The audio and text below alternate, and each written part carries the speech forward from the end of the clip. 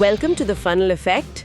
आज हम software architecture की दुनिया में चल रहे एक बहुत ही ज़रूरी और दिलचस्प पैटर्न पर बात करेंगे, गेटवे ऑफलोडिंग पैटर्न। हमारे एक लिसनर ने हमें माइक्रोसॉफ्ट के एजर आर्किटेक्चर सेंटर का एक डॉक्यूमेंट भेजा है जो इस पैटर्न को बहुत ही गहराई से समझाता है। तो आज का मिशन एकदम क्लियर है, ये समझना कि ये पैटर्न असल में है क्या, ये एप्लीकेशन डेवलपमेंट को कैसे आसान बनाता है और इसे कब और क्यों इस्तेमाल करना चाहिए। इसे समझने के लिए एक एनालॉजी लेते हैं। सोचिए कि आप एक बहुत बड़ा रेजिडेंशियल कॉम्प्लेक्स बना रही हैं जिसमें कई सारी बिल्डिंग्स हैं। अब अगर आप हर बिल्डिंग में उसका अपना हाईटेक सिक्योरिटी सिस्टम, अपना फायर अलार्म और अपना रिसेप्शन डेस्क अलग अलग लगाएंगी, तो सोचिए कितना मुश्किल और खर्चीला काम होगा। हर जगह सेम सिस्टम इंस्टॉल करो, मेंटेन करो, स्टाफ हायर करो। गेटवे ऑफलोडिंग पैटर्न इसी समस्या का एक स्मार्ट सोल्यूशन है। तो चलिए इस कॉम्प्लेक्स आर्किटेक्चर को थोड़ा और समझते हैं। सबसे पहले ये जानना जरूरी है कि ये पैटर्न किस तरह की प्रॉब्लम को सॉल्व करने के लिए बनाया गया है। जब हम मॉडर्न एप्लीकेशंस बनाते हैं, खास तौर पर माइक्रो सर्विसेज आर्किटेक्चर में, तो हमारे पास दर्जनों, कभी-कभी सैकड़ों छोटी-छोटी सर्विसेज होती हैं। बिल्कुल। और इन सभी सर्विसेज में कुछ फीचर्स कॉमन होते हैं। इन्हें क्रॉस कटिंग कंसर्न्स कहा जाता है। जैसे हर सर्विस को सिक्योर होना चाहिए, तो SSL TLS एन्क्रिप्शन चाहिए। हर सर्विस की एक्टिविटी को लॉग करना है, तो लॉगिंग मैकेनिज्म चाहिए। हर सर्विस के परफॉर्मेंस को मॉनिटर करना है। अब दिक्कत यह है कि अगर हर टीम अपनी सर्विस के लिए इन चीजों को खुद इंप्लीमेंट करने लगे, तो केओस हो जाएगा। मतलब हर टीम एक ही काम को बार-बार कर रही है। इससे तो डेवलपमेंट का टाइम और एफर्ट दोनों वेस्ट होता होगा। एग्जैक्टली। इससे सिर्फ वेस्ट नहीं होता, बल्कि इनकंसिस्टेंसी भी आती है। हो सकता है एक टीम ने लॉगिंग का एक स्टैंडर्ड फॉलो किया हो और दूसरी ने कोई और। एक टीम SSL सर्टिफिकेट को सही से मैनेज कर रही हो, दूसरी से कोई चूक हो जाए। सोर्स में एक बहुत अच्छा उदाहरण दिया है SSL सर्टिफिकेट मैनेजमेंट का। ये सिर्फ एक सर्टिफिकेट फाइल को सर्वर पर रखने जैसा नहीं है। आपको उसे हर सर्विस इंस्टेंस पर कॉन्फ़िगर करना होता है, डिप्लॉय करना होता है और सबसे ज़रूरी ये ट्रैक करना होता है कि वो एक्सपायर कब हो रहा है। हाँ, एक्सपायर्ड सर्टिफिकेट वाली वेबसाइट एरर तो हम सबने देखी है। ये एक छोटी सी चूक लगती है, पर बिजनेस के लिए बहुत बड़ी प्रॉब्लम हो सकती है। बहुत बड़ी। इमेजिन कीजिए आपकी 100 माइक्रो सर्विसेज हैं और उन सब पर सर्टिफिकेट को मैनुअली अपडेट, टेस्ट और वेरीफाई करना पड़े। ये एक फुल टाइम जॉब है और इसमें गलती होने की गुंजाइश बहुत ज़्यादा है। इसके अलावा ऑथेंटिकेशन, ऑथराइजेशन, थ्रॉटलिंग, मतलब किस यूज़र को कितनी रिक्वेस्ट पर सेकंड अलाउ करनी है, ये सब चीज़ें हर सर्विस में अलग अलग मैनेज करना एक नाइटमेयर है। प्रबंधन का काम, जिसे एडमिनिस्ट्रेटिव ओवरहेड कहते हैं, वो आसमान छूने लगता है। तो ये तो हुई प्रॉब्लम जो काफी सीरियस लगती है। तो इसका सोल्यूशन क्या है? यहीं पर हमारा गेटवे ऑफलोडिंग पैटर्न आता है ना? जी, इसका कोर आइडिया बहुत सिंपल और एलिगेंट है। ये कहता है कि इन सभी कॉमन फीचर्स या क्रॉस कटिंग कंसर्न्स को हर एप्लीकेशन से बाहर निकालो और एक सिंगल सेंट्रलाइज्ड एंट्री पॉइंट पर ऑफलोड कर दो। ये एंट्री पॉइंट ही हमारा गेटवे प्रॉक्सी है।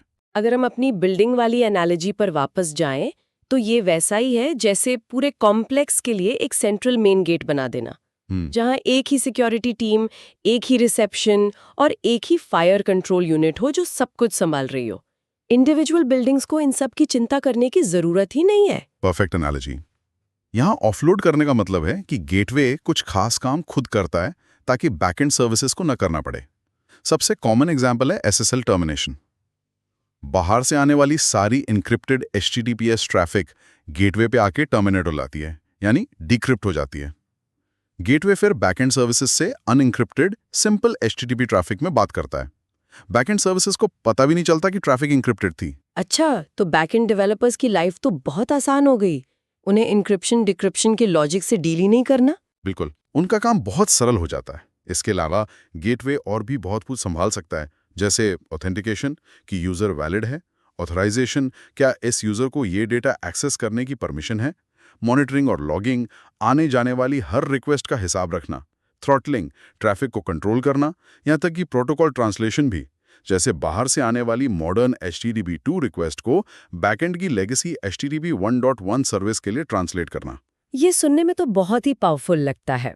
एक तरह से ये पैटर्न डेवलपर्स को इंफ्रास्ट्रक्चर की चिंताओं से आज़ाद कर देता है, ताकि वो सिर्फ बिजनेस वैल्यू डिलीवर करने पर फोकस कर सकें।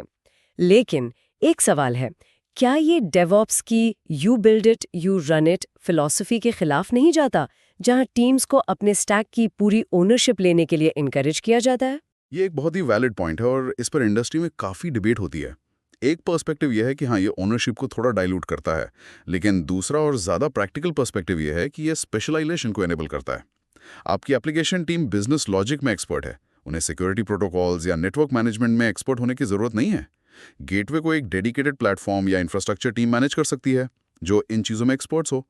तो ये you build it you run it के खिलाफ नहीं जाता, बल्कि उसे और इफेक्टिव बनाता है।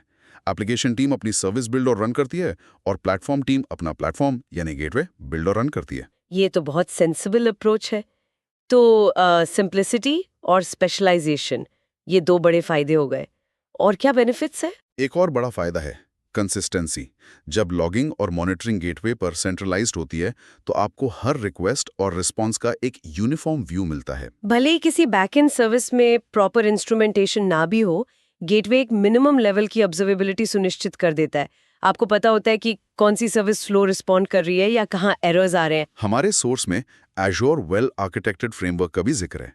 ये पैटर्न उसके साथ कैसे अलाइन करता है? हाँ, ये एक फैसिनेटिंग कनेक्शन है। ये पैटर्न उस फ्रेमवर्क के लगभग हर पिलर को टच करता है। रिलायबिलिटी की बात करें तो बैकएंड सर्विसेज का कोड सिंपलर होता है, उसमें कम मूविंग पार्ट्स होते हैं, जिससे वो ज्यादा रिलायबल और रेजिलिएंट बनती हैं। और सिक्योरिटी सिक्योरिटी तो ऑब्वियस है। Web application firewall, WAF, TLS management जैसी क्रिटिकल सिक्योरिटी फीचर्स एक जगह सेंट्रलाइज हो जाती हैं। उन्हें ऑडिट करना और पैच करना आसान हो जाता है। इससे कॉस्ट पर भी कोई असर पड़ता है? कॉस्ट ऑप्टिमाइजेशन भी होता है। हर सर्विस पर हेवी एन्क्रिप्शन डिक्रिप्शन का CPU लोड डालने के बजाय आप गेटवे पर स्पेशलाइज्ड हार्डवेयर या ऑप्टिमाइज्ड इंस्टेंसेस यूज कर सकते हैं, जो अक्सर सस्ता पड़ता है। ऑपरेशनल एक्सीलेंस तो साफ दिख रहा है। हाँ, वो तो है ही, क्योंकि कॉन्फ़िगरेशन और मेंटेनेंस एक जगह से होता है, 100 जगहों से नहीं। और आखिर में परफॉर्मेंस एफिशिएंसी। हर सर्विस इंस्टेंस पर रिसोर्सेज फ्री अप हो जाते हैं, क्योंकि बहुत सारा काम गेटवे पर हो रहा है। वो रिसोर्सेज अब कोर एप्लीकेशन लॉजिक के लिए इस्तेमाल हो सकते हैं। ये सुनने में तो वाकई एक सिल्वर बुलेट जैसा लगता है। ऐसा महसूस हो रहा है कि हर आर्किटेक्चर में इसे इस्तेमाल करना ही चाहिए। पर क्या कोई ऐसी सिचुएशन है जहां ये पैटर्न फायदे से ज्यादा नुकसान कर सकता है? इसके रिस्क या ट्रेड ऑफ्स क्या है? बिल्कुल, कोई भी आर्किटेक्चरल पैटर्न में सिल्वर बुलेट नहीं होता। इसके भी अपने रिस्क हैं। सबसे बड़ा रिस्क है कि गेटवे खुद एक सिंगल पॉइंट ऑफ फेलियर बन सकता है। अगर आपका गेटवे डाउन हो गया, तो आपकी पूरी एप्लीकेशन डाउन हो जाएगी, भले ही बैकएंड सर्विसेज परफेक्टली हेल्दी हों। तो इस रिस्क को मिटिगेट कैसे करते हैं? क्या गेटवे के मल्टीपल इंस्टेंसेस चलाने से ये सॉल्व हो जाता है? हाँ, एग्जैक्टली। आपको गेटवे को हाईली अवेलेबल डिजाइन करना होगा। इसका मतलब है कि प्रोडक्शन में हमेशा गेटवे के मल्टीपल इंस्टेंसेस एक लोड बैलेंसर के पीछे चलाने चाहिए, ताकि अगर एक इंस्टेंस फेल हो जाए तो ट्रैफिक दूसरों पे ऑटोमेटिकली डाइवर्ट हो जाए। दूसरा बड़ा रिस्क है कि गेटवे एक परफॉर्मेंस बॉटलनेक बन सकता है। अगर आपकी एप्लीकेशन पर ट्रैफिक बहुत ज्यादा है और गेटवे उसे हैंडल करने के लिए प्रॉपर्ली स्केल्ड नहीं है, तो सारी रिक्वेस्ट वहीं आकर अटक जाएंगी। मतलब गेटवे की कैपेसिटी प्लानिंग बहुत सोच समझ कर करनी होगी। एब्सोल्युटली। और एक और बहुत जरूरी बात जो सोर्स में हाईलाइट की गई है, बिजनेस लॉजिक को कभी भी गेटवे पर ऑफलोड नहीं करना चाहिए। गेटवे का काम टेक्निकल क्रॉस कटिंग कंसर्न्स को हैंडल करना है, बिजनेस रूल्स को नहीं। अगर आप गेटवे में प्रोडक्ट प्राइसिंग लॉजिक या यूजर प्रोफाइल मैनेजमेंट डालने लगेंगे, तो आप अनजाने में एक गेटवे मोनोलिथ बना देंगे, जिसे मैनेज करना और भी मुश्किल हो जाएगा। ये एक बहुत ही इंपॉर्टेंट डिस्टिंक्शन है। तो हमें ये पैटर्न कब इस्तेमाल करना चाहिए? आइडियल यूज केसेस क्या हैं इसके? सोर्स के अनुसार इसे तब यूज करें जब आपके पास मल्टीपल सर्विसेज या डिप्लॉयमेंट्स हैं और उनमें SSL, TLS या एन्क्रिप्शन जैसी कोई शेयर्ड कंसर्न है, या जब कोई फीचर जैसे ऑथेंटिकेशन कई सर्विसेज में कॉमन है और हर सर्विस की रिसोर्स रिक्वायरमेंट्स अलग-अलग हैं। और जैसा हमने पहले डिस्कस किया, जब आप नेटवर्क सिक्योरिटी, थ्रॉटलिंग जैसी जिम्मेदारियों को एक ज्यादा स्पेशलाइज्ड टीम को देना चाहते हैं। और कब नहीं करना चाहिए? ये पैटर्न तब उपयुक्त नहीं हो सकता जब ये सर्विसेज के बीच कपलिंग बढ़ा दे।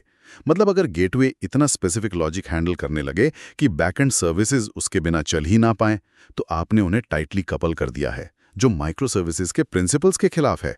गेटवे को बैकएंड सर्विसेज के लिए ट्रांसपेरेंट होना चाहिए। चलिए इसे एक कॉन्क्रीट एग्जाम्पल से समझते हैं। सोर्स में एनजिंग्स का जिक्र है।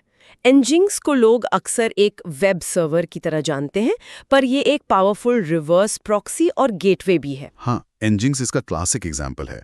आप Nginx को एक SSL ऑफलोड अप्लायंस के तौर पे कॉन्फ़िगर कर सकते हैं।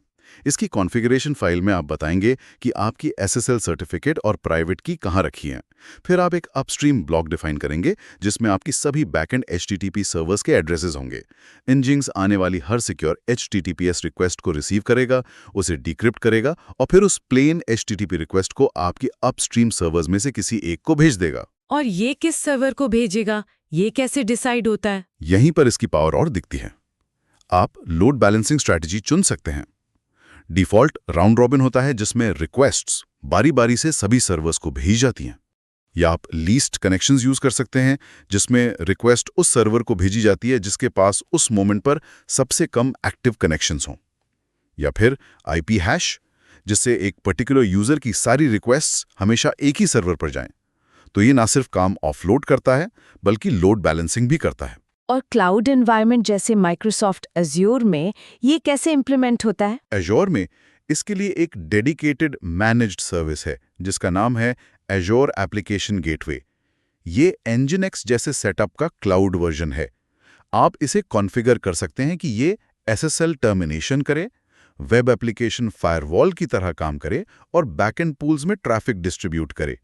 इसका फायदा ये है कि आपको अंडरलाइंग वर्चुअल मशीन्स को मैनेज नहीं करना पड़ता। स्केलिंग और हाई अवेलेबिलिटी एज्योर खुद हैंडल करता है। आप अपने SSL सर्टिफिकेट्स को एज्योर की वॉल्ट में सिक्योरली स्टोर कर सकते हैं और एप्लीकेशन गेटवे को वहां से डायरेक्टली यूज करने की परमिशन दे सकते हैं। तो संक्षेप में, gateway offloading pattern common functionalities को एक डेडिकेटेड गेटवे पे सेंट्रलाइज करके एप्लीकेशंस को सरल बनाने, सिक्योरिटी बेहतर करने और ऑपरेशंस को स्ट्रीमलाइन करने का एक बहुत ही पावरफुल तरीका है। ये वर्किंग हार्डर के बजाय वर्किंग स्मार्टर का एक बेहतरीन उदाहरण है। बिल्कुल। और अगर हम इसे एक बड़े नजरिए से देखें तो ये पैटर्न टेक्निकल फंक्शंस को सेंट्रलाइज करता है, लेकिन ये हमें ये सोचने पर मजबूर करता है कि बिजनेस फंक्शंस को सेंट्रलाइज करने का इक्विवेलेंट क्या होगा। एक शेयर्ड टेक्निकल सर्विस जैसे लॉगिंग और एक शेयर्ड बिजनेस कैपेबिलिटी जैसे कस्टमर प्रोफाइल सर्विस के बीच की रेखा कहाँ है? और क्या इस पैटर्न को गलत तरीके से लागू करने से, जैसे कि गेटवे में बिजनेस लॉजिक डालकर, हम अनजाने में एक नया छिपा हुआ मोनोलिथ बना सकते हैं जो दिखने में तो गेटवे है पर असल में एक बिजनेस लॉजिक बॉटलनेक बन चुका है? ये सवाल आर्किटेक्ट के लिए हमेशा रेलेवेंट रहेगा।